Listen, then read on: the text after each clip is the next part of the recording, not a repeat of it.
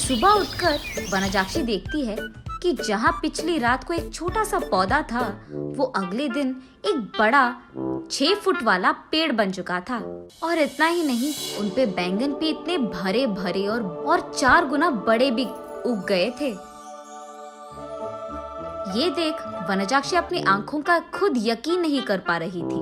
पेड़ के पास आकर उसे जांचने लगती है।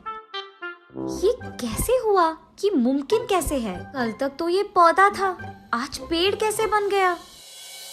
वो ऐसे सोच में पड़ गई थी कि इतने में उसकी बेटी वसुंधरा वहां आकर उस पेड़ को देख ऐसे ही चौंक जाती है। कुछ देर बाद वो हार मानकर कुछ बैंगन को लेकर उनका भरता बनाती है। बस वो भरता स्वादिष्ट था।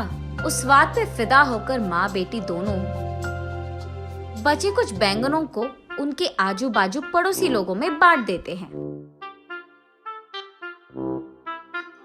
अगले दिन उस बैंगन के स्वाद पे फिदा होकर बार बार वनजाक्षी के घर आकर उनसे बैंगन पूछते हैं। और इतना ही नहीं, जितने बैंगन को कल वो पेड़ से तोड़े थे, उतने ही बैंगन अगले दिन वापस उग गए थे। ये देख माँ बेटी दोनों आश्चर्यचकित हो जाते हैं। तब दोनों फैसला करते हैं कि इन बैंगनों को मुफ्त में नहीं देना है।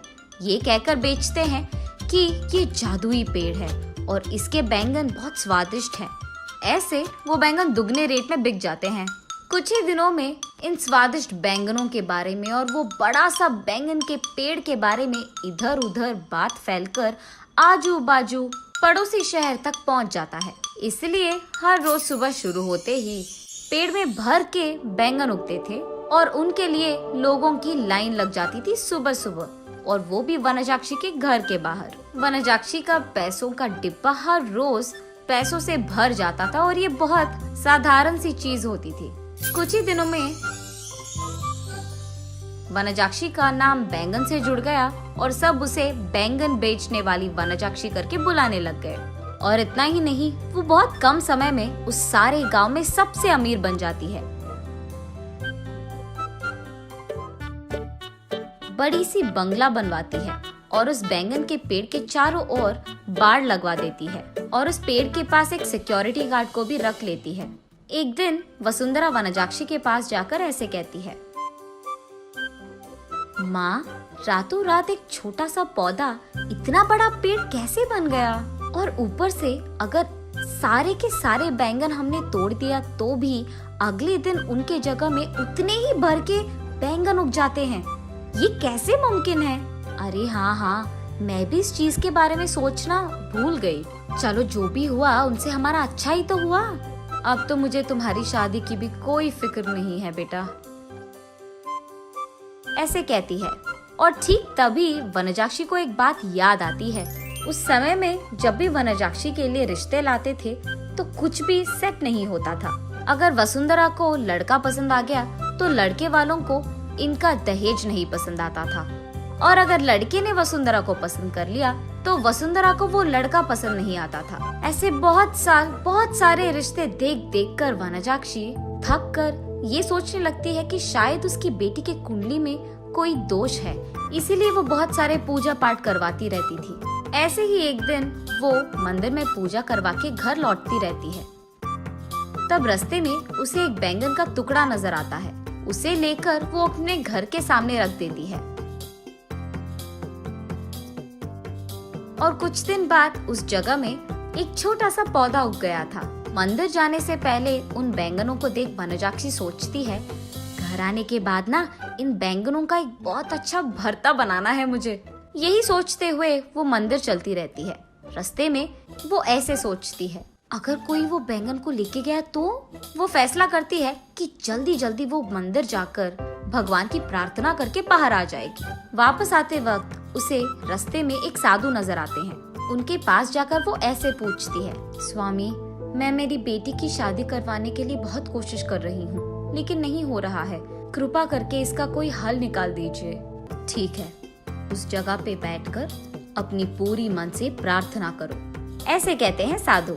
तब वनजाक्षी उस साधु के सामने बैठकर इसी डर में पड़ी रहती है कि कहीं कोई उस बैंगन को चुरा ना ले। हे भगवान, मेरे घर जाने तक उन बैंगनों को संभाल के रखना, किसी को उसे चुराना नहीं है। इसका प्रार्थना करके वो उठकर साधु के पास जाकर आशीर्वाद दीजिए स्वामी, ऐसे कहती है। तब साधु कहते हैं, जो प्रार्थना तुमने अपने मन से, पूरे मन से किया है, तुम्हें वो हासिल होगा, और वो भी दुगने में। जाओ बेटी। तब जाकर वनजाक्षी को समझ आता है कि हुआ क्या था, और वो वसुंधरा को ये सब समझा देती है। तो तुमने मेरे शादी के बारे में नहीं, बैंगन के बारे में प्रार्थना किया था? हाँ, तुम भी ना, ये कहकर हंस लेती है।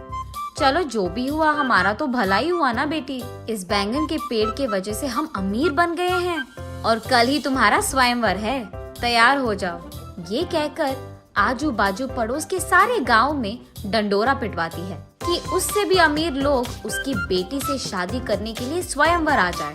तब तक बैंगन बेचने वाली वनजाक्षी तो बहुत प्रसिद्ध थी, और उस घर के जादुई बैंगन का पेड़ भी। इसीलिए उससे रिश्ता पक्का करने के लिए बहुत सारे अमीर लोग लाइन में लग गए थे। उनमें से अमीर और अच्छा दिखने वाले एक आदमी से वनजाक्षी अपनी बेटी वसुंधरा की शादी करवा लेती है। कुछ दिन बाद जब उसके सारे जिम्मेदारियां खत्म हो गई थी, वनजाक्षी उस बैंगन के पेड़ के पास बैठकर ऐसे सोचने लगती है, उस दिन मुझे इस बैंगन के बारे में काश कुछ सोने का ख्याल आया होता। बैंगन के बदले में सोना दुगने में मिल जाता था, तब मैं और अमीर बन जाती थी। हाँ।